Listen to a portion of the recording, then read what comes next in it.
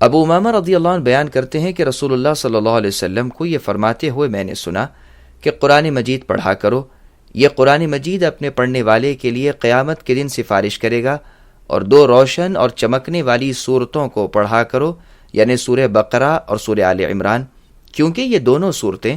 قیامت کے دن ابر کے دو ٹکڑے یا دو صاحبان یا پرندوں کی دو صفیں صف بستہ ہوں گی جو اپنے پڑھنے والے کی طرف سے جھگڑا کریں گی اور ان کی طرف سے مجادلہ کریں گی اور بخشوانے کی کوشش کریں گی، لہٰذا تم سورہ بقرہ پڑھا کرو، کیونکہ سورہ بقرہ کا پڑھنا برکت کا سبب ہے، اور چھوڑ دینا نہ پڑھنا حسرت اور ندامت ہے، اور اس کے پڑھنے والے کی باطل پرست لوگ طاقت نہیں رکھتے، یعنی باطل پرست قاری قرآن کا مقابلہ نہیں کر سکتے۔ اس حدیث کو مسلم نے روایت کیا ہے۔ ابو ہریرہ رضی اللہ عنہ سے روایت ہے، وہ بیان کرتے ہیں رسول اللہ صلی اللہ علیہ وسلم نے فرمایا، اپنے گھروں کو قبرستان نہ بناؤ، یاد رکھو شیطان اس گھر سے بھاگ جاتا ہے جس میں سورہ بقرہ تلاوت کی جاتی ہے۔ اس حدیث کو مسلم نے روایت کیا ہے۔ نواس ابن سمعان رضی اللہ عنہ سے روایت ہے، وہ بیان کرتے ہیں میں نے نبی صلی اللہ علیہ وسلم سے سنا، آپ نے فرمایا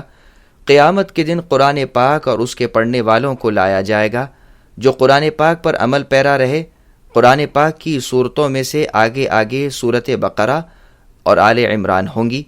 گویا کہ وہ دو بادل ہیں یا دو سیاہ بادل ہیں، ان کے درمیان روشنی ہے، یا گویا کہ وہ پرندوں کی دو قطاریں ہیں جنہوں نے پر پھیلائے ہوئے ہیں، وہ اپنے ساتھی کی جانب سے جھگڑا کریں گی۔ اس حدیث کو مسلم نے روایت کیا ہے۔ ابو مسعود انصاری رضی اللہ عنہ سے روایت ہے، وہ بیان کرتے ہیں رسول اللہ صلی اللہ علیہ وسلم نے فرمایا، جو شخص سورہ بقرہ کی آخری دو آیات کی رات کے لمحات میں تلاوت کرے گا تو ان کا تلاوت کرنا اسے رات کے قیام سے کفایت کرے گا یا ہر نقصان سے محفوظ رکھے گا۔ اس حدیث کو بخاری اور مسلم نے روایت کیا ہے۔